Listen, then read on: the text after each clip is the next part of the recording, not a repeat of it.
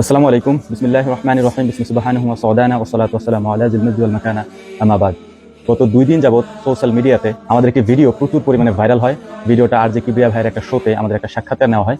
সেই সাক্ষাৎকারে আমাদের কথাগুলি এবং আমাদের প্রায় 52 মিনিটের একটা ভিডিও সোশ্যাল মিডিয়াতে ব্যাপক পরিমাণে ভাইরাল হওয়ার পর অনেকেই আমাদেরকে ফোন দিচ্ছেন, আমাদেরকে মেসেজ করছেন, অনেকে শুভকামনা জানাচ্ছেন।